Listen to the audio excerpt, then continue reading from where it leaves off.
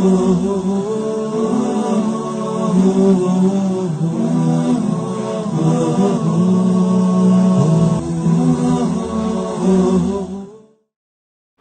आदाब, मैं हूं अतहर काज़मी और आप देख रहे हैं खदीजा टीवी। खदीजा टीवी पर आपके पसंदीदा प्रोग्राम सेहतमंद ज़िंदगी को लेकर एक बार फिर आपकी खिदमत में हाजिर हुए हैं। मुख्तलिफ़ अमराज को लेकर उनके एक्सपर्ट के साथ हम गुफ्तगू करते हैं ताकि आपको बीमारियों के बारे में पता चले और उनसे कैसे बचाव किया जाए, इस पर भी हम बात करते हैं। कि हम इस वक्त इराज़ मेडिकल कॉलेज में मौजूद हैं और वहाँ के प्रिंसिपल अली जनाब प्रोफेसर डॉक्टर जमाल मसूद साहब से गुफ्तगू करेंगे और हमारा आज का टॉपिक होगा डेंगू। डेंगू यूँ तो बहुत शिद्दत के साथ फैलता है, ये कैसे फैलता है और इसके क्या पहचान होती है, किस तरह के इन्फेक्शंस होते हैं, किस तरह की दुश्वारियाँ मरीज़ को आती हैं, इन सब पहलू पर हम आज गुफ्तगू करेंगे। डॉक्टर प्रोफेसर जमाल मसूद साहब, जिनको तकरीबन 35 साल का एक्सपीरियंस है टीचिंग में और मुख्तलिफ़ फ़ेलोशिप के साथ आज इराज़ मेडिकल कॉलेज के प्रिंसिपल हैं और चीफ़ मेडिकल सुपरिटेंडेंट की ज़िम्मेदारी भी निभा रहे हैं। आइए नाज़रीन, हम सर का इस्तकबाल करते हैं और इस प्रोग्राम का आगाज़ करते हैं। सर, बहुत खुशामदीद और बहुत खुशनसीबी कि आज हम आपके साथ इस मौजू को डिस्कस कर रहे हैं। सवाल है डेंगू के ऊपर। सर, पहला सवाल जो अक्सर ये होता है कि डेंगू है क्या, उसको कैसे हम एलेबोरेट करेंगे आम लोगों के लिए, आम ज़बान में इसको हम कैसे एक्सप्लेन करेंगे? देखिए काज़मी साहब, ये डेंगू जो है वायरल डिजीज़ है, वायरस के द्वारा फैलती है। लेकिन ये वायरस फैलता कैसे, एक इंसान से दूसरे इंसान तक जाता कैसे, ये मच्छर के द्वारा जानता है। इसमें भी एक ख़ास किस्म का मच्छर है, इसको हम एडीस मच्छर कहते हैं। वो एडीस मच्छर जो ये काम करता है कि एक बीमार इंसान जिसको डेंगू है, उससे इस वायरस को लेके जब वो खून चूस लेता है, फिर दूसरा जो आपका सेहतमंद इंसान है उसका जब खून चूसता है तो ये वायरस वहाँ से वहाँ तक ट्रांसफ़र कर देता है। जी देखिए, एडीस मच्छर जो वायरस फैलाता है इसका डेंगू का, उसकी खासियत ये है कि वो दिन में काटता है। अच्छा, इसका भी एक कोई टाइम है काटने का, दिन के वक्त। रात के वक्त ये नहीं काटते, रात में आपको मलेरिया वाले मच्छर काटते हैं जी। तो जो मच्छर अगर दिन में आपको काट रहे हैं तो ये समझ लीजिए कि डेंगू का मच्छर आपको काट रहा है जी। तो ये इसकी खासियत है जी। अब डॉक्टर साहब, क्योंकि बात यहाँ पे जब आपने कहा कि दिन में काटता है, इससे होने वाले इन्फेक्शन को कैसे हम ये जाँचें कि हमें डेंगू हो गया है? देखिए, बहुत अच्छा सवाल आपने पूछा। जब भी किसी को डेंगू होता है तो उसको जाड़ा लग के बुखार आता है जी। और कभी कभी तो बहुत तेज़ बुखार भी हो जाता है, 102 के ऊपर भी हो सकता है, और कभी कभी 102 के अंदर रहता है, और उसके साथ साथ उसके पूरे बदन में बहुत दर्द होता है जी। कुछ लोग इसको हड्डी तोड़ बुखार भी कहते हैं डेंगू को, आम भाषा में जी।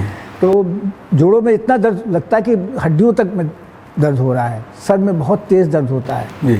और इंसान को बहुत ज़्यादा कमज़ोरी महसूस होती है। तो ये कुछ उसके लक्षण हैं जिससे आप पहचान सकते हैं कि भाई शायद इसको डेंगू हुआ हो। वैसे तो जांच से कंफर्म पता लगता है, खून की जांच जब की जाती है उससे कंफर्म पता लगता है कि हाँ ये डेंगू है कि नहीं। लेकिन एक इंसान इससे शक कर सकता है कि डेंगू की ये पहचान है, खूब जाड़ लग के बुखार आना, पूरे बदन में बहुत सख्त दर्द, सर में दर्द, बहुत ज़्यादा कमज़ोरी, मतलब उठने बैठने में भी बिल्कुल तकलीफ, उठ नहीं पा रहा है, तो ये से समझ सकते हैं कि डेंगू हुआ है। उसके लक्षण है, फिर उसकी खून की जांच कराएं तो कंफर्म हो जाएगा डेंगू। अब सर, जांच के बारे में बताया आपने, क्योंकि लक्षण ये भी, क्या कुछ बॉडी पे और ऐसी चीज़ें जो सामने आती हैं जिसकी वजह से, जैसे कभी कभी कुछ बुखार में चकत्ते से पड़ जाते हैं? जी जी, ये भी होता है? नहीं, बिल्कुल आप ठीक करें। डेंगू बुखार में अक्सर चकत्ते पड़ जाते हैं, चेहरे पे, गर्दन पे, बॉडी के दूसरे हिस्सों में चकत्ते भी पड़ जाते हैं। तो ये भी डेंगू की एक खासियत है कि इसमें चकत्ते भी पड़ जाते हैं जी। और ये तो सिंपल डेंगू बुखार की बात हमने कही, सिंपल डेंगू। कभी कभी डेंगू में कॉम्प्लिकेशन हो जाता है जिसको हम डेंगू हेमरेजिक फीवर या डेंगू शॉक सिंड्रोम कहते हैं। जब डेंगू हेमरेजिक फीवर के मतलब बॉडी के डिफरेंट हिस्सों से ब्लीडिंग होने लगती है, नाक से ब्लीडिंग होने लगती है, कान से ब्लीडिंग हो सकती है, बॉडी के अंदर जो और हिस्से ब्लीडिंग हो सकती है, और जब यही ब्लीडिंग जो है वो स्किन के ऊपर होती है तो वो उसमें चकत्ते हो जाते हैं जी। ठीक है, तो कभी कभी मुंह से भी खून आ सकता है, बहुत ज़्यादा सीवियर डेंगू हो। तो अगर डेंगू हेमरेजिक फीवर है तो एक सीरियस बीमारी है, इसमें फ़ौरन अस्पताल में भर्ती करें। अगर ब्लीडिंग कहीं से भी होती है तो फ़ौरन अस्पताल में भर्ती कराएं, फिर घर में इलाज इसका नहीं हो सकता जी। कभी कभी बीमारी ज़्यादा बढ़ जाती है कि शॉक की स्थिति में पेशेंट आ जाता है, बिल्कुल बेहोशी के आलम में आ जाता है, उसको डेंगू शॉक सिंड्रोम करते हैं। ये भी एक इमरजेंसी है, इसमें भी फ़ौरन अस्पताल में भर्ती कराना चाहिए, घर पे इलाज नहीं हो सकता।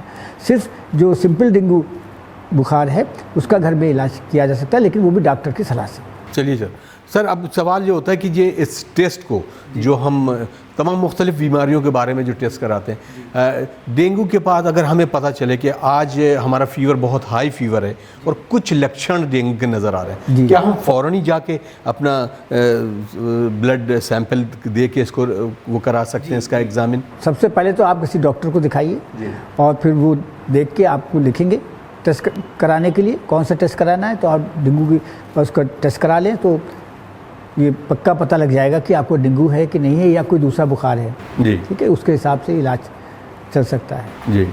डॉक्टर साहब, होता ये कि बात यहाँ पर फिर वही आ जाती है घूम फिर के कि हम तमाम मर्ज़ को देखते हुए मुख्तलिफ़ चीज़ों पे, क्योंकि अपने मुल्क में सेल्फ़ मेडिकेशन का भी एक बड़ा रिवाज है। बहुत हाई फीवर में लोग अपने घर में जो बहुत सारे सिंपली फर्स्ट एड की जो टैबलेट्स होती हैं वो दे देते हैं। अब मेडिसिन के बारे में नाम क्योंकि अलाउ नहीं है कि हम बात करें, लेकिन क्या ये सही है या किसी भी मर्ज़ के लिए, क्योंकि आपको इतना वर्क एक्सपीरियंस है, किसी भी मर्ज़ के लिए और ख़ासतौर से डेंगू के लिए सेल्फ मेडिकेशन कितना ख़तरनाक और घातक हो सकता है? नहीं, सेल्फ मेडिकेशन तो बड़ी घातक चीज़ है, क्योंकि जिस चीज़ को आप बहुत सिंपल समझ रहे हैं हो सकता है वो सीरियस हो जी। क्योंकि 102 तक अगर बुखार है तब तो उसको हम पैरासिटामोल की गोली दे देते हैं जी। लेकिन अगर 1 से 2 के ऊपर है तो उसको ठंडे बर्फ़ के फाये जो हैं रखने पड़ते हैं जी, शरीर के ऊपर ठंडा करने के लिए। लेकिन इसमें डॉक्टर की सलाह लेना बहुत ज़रूरी है। अगर सलाह लेके डॉक्टर आपको सही इलाज बता देंगे तो मरीज़ बहुत जल्दी ठीक हो सकता है। क्योंकि अगर आप अपने घरेलू इलाज करते रहे या अपने दिल से इलाज करते रहे तो खुदा ना खास्ता इसमें कॉम्प्लिकेशन होने की भी संभावना है। जैसे कि हमने आपको बताया dengue shock syndrome, haemorrhagic syndrome, ये सब हो सकता है। इसलिए बेहतर तो यही है कि जैसे आपको महसूस हो कि ये डेंगू के लक्षण है तो आप जाके डॉक्टर को ज़रूर सलाह लें। चलिए डॉक्टर साहब, अब क्योंकि सवाल यहाँ पे फिर वो आता है कि बहुत सारे पेशेंट्स इस बात को हम तक सवाल पहुँचाते हैं कि अगर किसी को हाई फीवर है और फिर वो पेशेंट जो है वो बड़बड़ा रहा है और अजीब अजीब हरकतें कर रहे हैं, उसके मेंटल जो एक स्वस्थ है वो पूरी तरह से काम नहीं कर रहा है, तो अब यहाँ पर जो गांव देहात के लोग होते हैं उसको कहते हैं कि यहाँ पर इस पर कोई शय आ गई है और उस तरह से इसको यहाँ पे दिखाएं। तो आप अपने जानिब से क्या मैसेज देंगे ऐसे लोगों को कि ये जो बुखार है ये वाकई में एक डॉक्टर के लिए चीज़ है, ना कि कोई तांत्रिक या इस तरह के?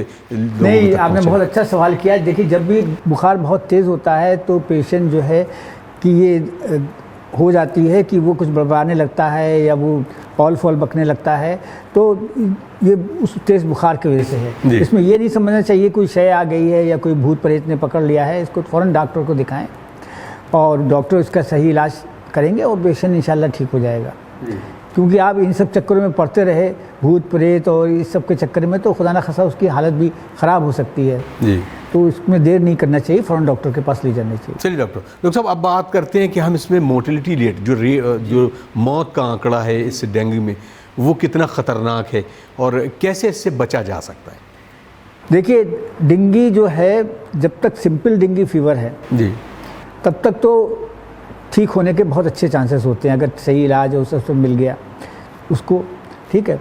और दूसरी बात है पानी की कमी ना होने दें, उसको पानी वगैरह लिक्विड पिलाते रहें, पानी के रूप में, जूस के रूप में, दूध के रूप में, और तो तब तक ठीक है। और अगर सीवियर हो गया जैसे डेंगू शॉक सिंड्रोम या डेंगू हेमरेजिक फीवर हुआ तो उसके डेथ के काफ़ी चांसेस होते हैं। तो ये एक वैसे ख़तरनाक डिजीज़ है। इसको हम कोशिश करें कि जब शुरुआती लक्षण हो तभी हम इसका इलाज करा लें ताकि पेशेंट की जान बचाई जा सके। इसको हेमरेजिक शॉक सिंड्रोम या डेंगू हेमरेजिक फीवर तक ना पहुंचने दें जी।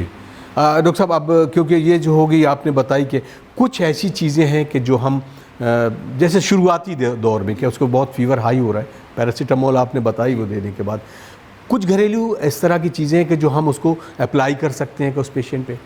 नहीं, अगर तेज़ बुखार है तो ठंडे पानी के जो रुई में पाए जो हैं वो उसके बदन में रखें ताकि वो 102 के अगर ऊपर बुखार है तो रखेंगे ताकि उसका बुखार कम हो जाए। और बहुत सारी घरेलू बातें लोग कहते हैं लेकिन हम उसको सपोर्ट नहीं करते हैं जी, ठीक है। और उसको ये डिहाइड्रेशन का ध्यान रखें कि पेशेंट को डिहाइड्रेशन नहीं होना चाहिए, पानी की कमी ना हो चाहिए। ये इस बात को बहुत ध्यान रखना है खास तौर पर। और अगर पेशेंट की कंडीशन देख रहे हैं दिन ब दिन बदल रही है, क्योंकि डेंगू अगर सिंपल डेंगू फीवर है तो 5 से 7 दिन में ठीक हो जाता है घरेलू। ठीक है। और अगर वो आप देख रहे हैं कि कंडीशन उसकी बिगड़ रही है तो फ़ौरन उसको अस्पताल ले जाइए, रुकने की ज़रूरत नहीं है। चलिए सर, सर आजकल मतलब हर एक बंदा जो है वो कम से कम थोड़ा बहुत तो जानकारी, और गूगल और इसमें एक अहम रोल अदा करता है। जी। जहाँ भी उसे किसी भी तरह की कोई बीमारी होती है तो वो जाकर पहले तो उसको बीमारी के बारे में पता करता है, और जब उसे पता चलता है कि ये हमें प्रॉब्लम है वो सर्च करता है। ये किसी भी पेशेंट के लिए या उसके अटेंडेंट के लिए कैसा है, कितना ख़तरनाक है या वाकई फ़ायदेमंद है, तो इसके बारे में ज़रूर बताएं मुझे। देखिए, गूगल की जो नॉलेज है वो हाफ नॉलेज होती है जी। अगर हर चीज़ गूगल से ही पता लग जाए हो इंसान को, तो फिर डॉक्टर की क्या ज़रूरत है, फिर कॉलेज या जाने की क्या ज़रूरत है जी। या टीचर्स की क्या ज़रूरत है। तो ठीक है, आपको प्रिलिमिनरी नॉलेज तो पता लग जाती है, लेकिन जहाँ तक पेशेंट के इलाज की बात है तो आप डॉक्टर के पास ही जाके इलाज करें, और अपना इलाज ना करें ज़्यादा बेहतर है, क्योंकि जिसको आप आसान चीज़ समझ रहे हैं वो हो सकता है वो कॉम्प्लिकेशन की तरफ जा रही हो। जी। वो एक डॉक्टर देख के बता देगा भाई अभी सिंपल डेंगू फीवर है, अगर 2-4 चकत्ते उसके बॉडी में है तो इसके माने वो हेमरेजिक फीवर की तरफ बढ़ रहा है। अगर चकत्ते नहीं है तो इसके माने सिंपल है, अगर चकत्ते आ गए इसके माने ब्लीडिंग हो रही है स्किन में और वो हेमरेजिक फीवर की तरफ बढ़ रहा है, तो ये खतरनाक चीज़ है, एडमिट कराना चाहिए फ़ौरन। जी। नाज़रीन, आप देख रहे हैं प्रोग्राम सेहतमंद ज़िंदगी और मैं हूं अतहर काज़मी। हमारे साथ इस वक्त मौजूद हैं प्रोफेसर डॉक्टर जमाल मसूद साहब, जो कि प्रिंसिपल हैं और chief medical superintendent Ira's medical college Lucknow से हैं। हम बहुत खूबसूरती से हम तमाम उन सवालों को ले रहे हैं जो आपसे कहीं ना कहीं रिलेटेड है। डेंगू यकीनन बहुत जानलेवा भी है, डॉक्टर साहब ने जैसे बताया, लेकिन उसके अलावा भी हम इससे कैसे बचें, अपने आसपास के माहौल को कैसे साफ़ रखें, आइए इस पर भी हम बात करते हैं। डॉक्टर साहब, क्योंकि अब जाहिर सी बात है कि हम ख़ास तौर से अपने जिन एरियाज़ में रहते हैं उसमें भी जहाँ कि दिन में ख़ास तौर से बच्चों के लिए बड़ी मुश्किल कुन बात होती है कि वो अपने स्कूल्स में जाते हैं, हालांकि वो अब सॉक्स भी पहनते हैं और फुल शर्ट भी पहनते हैं, लेकिन कहीं कहीं कुछ बच्चे हाफ़ टी शर्ट या स्कर्ट में जो बच्चियाँ होती हैं, तो इनके लिए ख़ास कैसे आप प्लान करेंगे इसको, और कैसे बताएंगे कि अपने माहौल को आसपास साफ़ रखें, और ये डेंगू मच्छर जो आता है उसको कैसे रोका जा सकता है? देखिए, बहुत अच्छा सवाल आपने पूछा। डेंगू ये एडिस मच्छर की खासियत है कि वो लिम्स में काटता है, मतलब हाथों में और पैरों में ख़ास, इसलिए कहा जाता है कि हाथ कवर हों और पैर भी कवर हों। जी। पैंट पहने या सलवार पहने, पूरा फुल कवर्ड हो, ठीक है, क्योंकि हाथों और पैरों ये इसकी ख़ास जगह है जहाँ वो काटते हैं। दूसरी बात, जो ये मच्छर है एडिस का मच्छर, ये जो छोटे छोटे, एक तो साफ़ पानी में रहता है, गंदे पानी में नहीं होगा। जी। आप सोचिए नाली में होगा तो नाली में नहीं होगा, साफ़ पानी में होता है, और वो साफ़ पानी का जो छोटे छोटे कलेक्शन होते हैं, जी। जैसे किसी ने नारियल पानी पिया और उसका वो फेंक दिया, खोखा जो है उसमें पानी थोड़ा इकट्ठा हो गया, थोड़ा सा हो जाएगा। आपने बिस्लरी पी और फेंक दिया तो वो जो बिस्लरी की बोतल का जो ढक्कन है जी, खाली पड़ा हुआ, उसमें थोड़ा पानी इकट्ठा हो गया, चला गया। आपने आपने चाय पी डिस्पोजेबल ग्लास में और उसको फेंक दिया, उसमें थोड़े बहुत ड्रॉप्स आ गए, डेट इज़ वो काफ़ी है एडिस की मच्छर को पनपने के लिए। जो छोटे छोटे कलेक्शन है, गड्ढे है पानी, कई छोटे छोटे गड्ढे हैं उसमें पानी भरा है, उसमें इन सब अपने आसपास सफाई रखना बहुत ज़रूरी है। कूड़ा करकट इकट्ठा ना हो, क्योंकि कूड़ा करकट में ये छोटे छोटे डिस्पोजेबल चीज़ें पड़ी रहती हैं जिसमें थोड़ा सा पानी इकट्ठा हो जाता है, तो उससे वहाँ पे एडिस मॉस्किटो पनपने लगते हैं। और एडिस मॉस्किटो जो है दिन में ही काटते हैं, इसलिए जो आपने बहुत अच्छा सवाल पूछा कि बच्चे जो स्कूल जाते हैं तो वो चाहे वो कितना भी जिद करें, लेकिन हमेशा फुल स्लीव और फुल पैंट पहन के जाएँ, इनको उससे बहुत उनकी बचाव रहेगी, ये बहुत ज़रूरी बात है जी। और ख़ासकर कुछ लोग अपने मनी प्लांट वगैरह अपने कमरे में रख लेते हैं, उस पर पानी डालते रहते हैं। कूलर वगैरह में भी पानी का जमा होता है। कूलर का पानी भी हफ्ते में एक बार ज़रूर बदल लेना चाहिए, क्योंकि 7 दिन में इसकी साइकिल कंप्लीट हो जाती है एडिस मॉस्किटो की। तो अगर 7 हफ्ते में एक बार कूलर का पानी बदल लेंगे तो फिर आप जो होंगे उसके लार्वा वगैरह मर जाएंगे एडिस मॉस्किटो के, तो फिर डेंगू नहीं पहुँचेगा। तो अगर और भी जो पानी आपका बाल्टी का हो या और कहीं भर के रखते हैं, तो एक तो कवर करके रखिए, जो भी पानी आप रखते हैं वो कवर करके रखिए, और 1 हफ्ते में ज़रूर उसको बदल लें। जी। ये बहुत ज़रूरी है, क्योंकि एक हफ्ते की साइकिल होती है इसकी, एक हफ्ते में वो कंप्लीट होता है। उसका लार्वा जो है वो जी, बदल जाता तो है। एक हफ्ते में बदल देंगे तो लार्वा ब्रेक हो जाएगा, तो फिर वो आगे नहीं बढ़ पाएगी। डॉक्टर साहब, हमने गूगल की बात की, क्योंकि गूगल के बाद में डिस्कशन यही होता है, तो ख़ास तौर से जब हम रिपोर्ट्स करते हैं, CBC कराते हैं, ब्लड काउंट कराते हैं और इस तमाम चीज़ों में प्लेटलेट्स की बात होती है, तो ये प्लेटलेट्स क्या है और क्या इसका रिलेशन है डेंगू डिजीज़ से इसके साथ, और कैसे इसको कोरिलेट करता है, कैसे ये अप एंड डाउन? हाँ, देखिए प्लेटलेट्स जो होते हैं ये इंसान के ब्लड में पाए जाते हैं, और प्लेटलेट का मेन फंक्शन ये है कि ये कोagulation में हेल्प करता है। जी। अगर कहीं से ब्लीडिंग शुरू हो जाती है तो अगर प्लेटलेट्स आपके में हैं तो ये प्लेटलेट ही इसको खून को जमाता है, ब्लीडिंग को रोकता है। जी। और डेंगू के बुखार में ये होता है कि प्लेटलेट कम हो जाते हैं। अगर 1 लाख से कम हुआ प्लेटलेट तो ख़तरनाक, जी, लाल झंडी समझी होगी। तो हम ये बार बार प्लेटलेट का टेस्ट भी करा के देखते हैं, अगर जब 1 लाख से नीचे हो जाता है तब इसके माने अब ये खतरे की, 1 लाख तक कोई डर की बात नहीं जी। है। अगर डेंगू पॉजिटिव है भी और प्लेटलेट ठीक है, 1 लाख के ऊपर है तो कोई खतरे की बात नहीं। लेकिन जब भी 1 लाख से कम होती है प्लेटलेट, तब क्योंकि ब्लीडिंग अगर होगी तो फिर वो प्लेटलेट रोक नहीं पाएगी, जी, क्योंकि ब्लीडिंग होती है इसमें। तो प्लेटलेट इसलिए ज़रूरी है ताकि वो ब्लीडिंग रोकथाम करें। तो अगर 1 लाख से नीचे होता है तब फिर प्लेटलेट की ध्यान करने की ज़रूरत होती है कि भाई प्लेटलेट चढ़ाया जाए या किया गया जाए। 1 लाख तक कोई वैसी परेशानी नहीं है। डॉक्टर साहब कुछ सवाल ले लेते हैं, कुछ पेशेंट जो हमारे पास भेजते हैं। रफ़ी अहमद साहब हैं जो बाराबंकी से सवाल लिखते हैं, उन्होंने कहा कि क्या डायबिटिक पेशेंट को अगर डेंगू हो जाता है तो क्या ये प्लस कुछ ख़तरनाक ज़्यादा होता है या उसी तरह के नॉर्मल हम उस लेके डेंगू नहीं, जिस तरह जैसे से नॉर्मल इंसान के लिए डेंगू है वैसे डायबिटिक के लिए ऐसी कोई ख़ास बात नहीं है।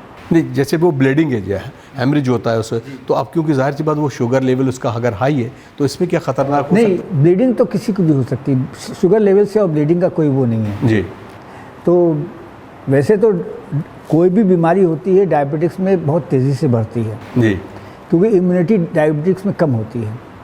लेकिन वैसे जो है जो इलाज एक नॉर्मल पेशेंट्स का होता है वही डायबिटिक पेशेंट का भी होता है, जी, और ऐसी कोई बात नहीं है। लेकिन हाँ, इम्यूनिटी कम होने की वजह से वो जल्दी उनके ऊपर असर कर जाती कोई भी चीज़ होती है। जी। दूसरा सवाल है, इन्होंने नाम नहीं लिखा है डॉक्टर साहब के, बहुत हाई फीवर के साथ इस तरह से पूरी बॉडी में दर्द होना और हल्के हल्के चकत्ते लगना, ख़ास तौर से जो लेट्रिन है यानी कहीं जो स्टूल है वो उसमें ब्लैकिश वो आ रहा है। हाँ। तो ये भी क्या अगर ब्लैक स्टूल आ रहा है तो इसके माने ब्लड आ रहा है लेट्रिन में।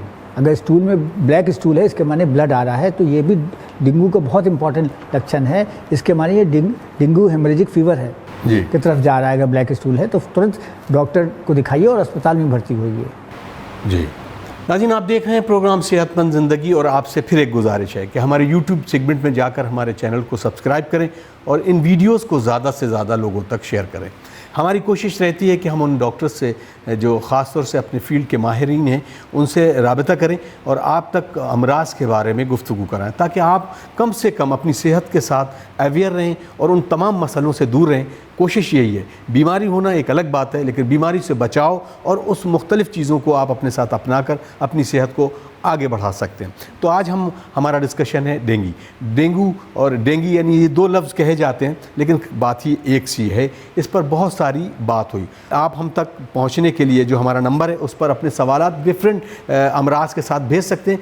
हम अगले किसी और एपिसोड में डॉक्टर के साथ बैठकर उन सवालों को डिस्कस भी करेंगे। इस वक्त हम बात कर रहे हैं डेंगू पर। डॉक्टर साहब, क्योंकि अब ये तमाम बातें यहाँ पर हो गई, तो मैं चाहूँगा कि इस तमाम गुफ्तगू का खुलासा जो है उसको एक मैसेज की शक्ल में आप हमारे नाज़रीन को पेश कर दें। भाइयों बहनों, डेंगू बीमारी जो है, डेंगी कहें या डेंगू कहें एक ही चीज़ है। आम बोलचाल की भाषा में हम इसको डेंगू कहते हैं और साइंटिफिक लैंग्वेज में इसको डेंगी कहते हैं, बात एक ही है। तो ये एक वायरस के द्वारा फैलती है और ये वायरस एक इंसान से दूसरे इंसान के, वो एक मच्छर होता है एडिस मॉस्किटो कहते हैं, उसके द्वारा वो फैलाता है, जो कि दिन में काटता है, उसकी खासियत ये है।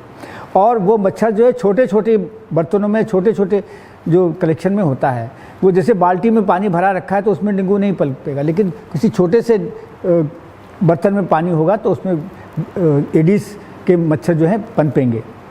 तो इस तरह के जो फ्लूइड जो करेक्शन है पानी के, उसको ना होने दें। कहीं गड्ढे में पानी भरा है उसको ना होने दें, उसको भर दें। और दूसरी बात है कि अगर आपके जैसे वो है कूलर में पानी है, हफ्ते में एक बार ज़रूर उसको बदल दीजिए, क्योंकि 7 दिन की साइकिल होती है एडिस मॉस्किटो की। तो अगर 7 दिन में आप के अंदर आप पानी बदल देंगे तो वो मॉस्किटो साइकिल टूट जाएगी और फिर वो उसको नहीं फैला पाएगा के वायरस को, ये ज़रूरी है। दूसरी बात ये है कि एडिस मॉस्किटो की ख़ास बात यह है कि हाथों और पैरों में काटता है, तो हमेशा फुल स्लीव पहने और फुल पैंट पहने। ठीक है, बच्चे भले जिद करें हाफ पैंट के लिए या हाफ स्लीव के लिए, लेकिन उनकी इस बात को मत माने, उनको प्यार से समझा दीजिए कि इससे उनको काफ़ी बचाव हो जाएगा। अगर फुल स्लीव्स पहनेंगे और फुल पैंट पहनेंगे उनके काफ़ी बचाव हो जाता है। वैसे और रात के सोते वक्त अगर मच्छरदानी आप पसंद करते हैं तो मच्छरदानी लगा लें तो बहुत बेहतरीन है, लेकिन मच्छरदानी से आपको मलेरिया या और दूसरे बीमारियों से आपको होगा। डेंगू का मच्छर तो दिन में ही काटता है जी, तो अगर दिन में सोना है और मच्छरदानी लगा लेंगे दिन में तो आपको एक तरह से उससे भी बचाव हो सकते हैं। ठीक है, वैसे बाज़ार में बहुत सारी क्रीम आती हैं तो वो लोग लगाते हैं, मॉस्किटो रिपेलेंट वगैरह यूज़ करने आते के हैं लिए। वो यूज़ करते हैं, वो आप कर सकते हैं रिपेलेंट। लेकिन मेन चीज़ ये है कि अगर फुल स्लीव की शर्ट और फुल पैंट अगर पहने उससे बहुत फ़ायदा होता है और मच्छर काट नहीं सकता है। और अगर बुखार के जो सिम्टम होते हैं वो ये है कि एक तो तेज़ बुखार आता है जाड़ा लग के, फिर उसके बाद उसके पूरा बदन में बहुत तेज़ दर्द होता है, पूरे उसको हड्डी तोड़ बुखार भी कुछ लोग कहते हैं आम भाषा में, इतना तेज़ पूरे बॉडी में दर्द होता है। सर में भी बहुत भयंकर दर्द होता है। इस तरह की अगर हो तो आप सोच सकते हैं कि शायद ये डेंगू हो। ठीक है, हल्के बुखार में दवा दी जाती है। अगर 102 के ऊपर बुखार होता है तो ठंडे पानी के फाये रखे जाते हैं ताकि उसको बुखार और ज़्यादा बढ़ने ना पाए। अगर उसके शरीर में कहीं चकत्ते वगैरह दिख रहे हैं, अक्सर स्किन में, बॉडी में, गर्दन में, फेस में कहीं दिख रहे हैं चकत्ते, तो उसको फ़ौरन डॉक्टर को दिखाइए। ठीक है, ये तो सिंपल डेंगू फीवर की बात हो रही है। कभी कभी इस डेंगू फीवर में अगर लापरवाही हो गई या बहुत ज़्यादा सीरियस इन्फेक्शन हो गया तो डेंगू हेमरेजिक फीवर या डेंगू शॉक सिंड्रोम भी हो जाता है। डेंगू हेमरेजिक फीवर में क्या होता है कि शरीर के डिफरेंट हिस्सों से ब्लीडिंग होने लगती है, नाक से ब्लीडिंग, कान से ब्लीडिंग, कभी कभी मुंह से ब्लीडिंग, या जहाँ जो से लेट्रिन करते हैं ब्लीडिंग होने लगती है। ठीक है, तो इस तरह की अगर ब्लीडिंग हो रही है या चकत्ते बहुत ज़्यादा हैं स्किन में तो तुरंत अस्पताल डॉक्टर को दिखा के अस्पताल में भर्ती हूँ, इसके माने डेंगू हेमरेजिक फीवर हो रहा है। या पेशेंट एकदम से बेहोश हो जाए तो भी वो एक खतरे की निशानी है, इसके माने शॉक में जा रहा है। कभी कभी डेंगू में चलते हुए मल्टी ऑर्गन फेलियर हो जाता है, शरीर के बहुत सारे जो महत्वपूर्ण अंग वो काम करना बंद कर देते हैं, तो ये सब सीरियस स्थिति है। तो डेंगू का अगर बुखार है तो इसको हल्के में ना लें, इसको तुरंत जांच कराएं। खून के द्वारा जांच होकर कंफर्म पता लगता है कि ये डेंगू है कि नहीं है।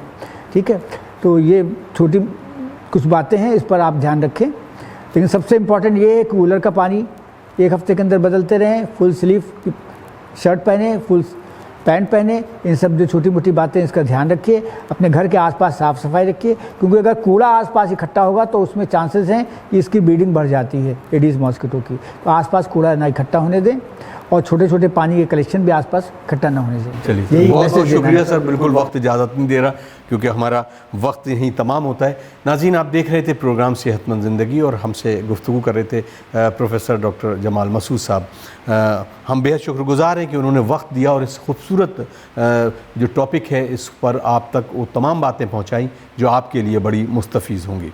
हमें दीजिए इजाज़त, अगले एपिसोड में कुछ और ख़ास जानकारियों के साथ, ख़ास टॉपिक के साथ, एक ख़ास एक्सपर्ट के साथ आपसे फिर रूबरू होंगे। अस्सलामु अलैकुम वरहमतुल्लाहि वबरकातुहू।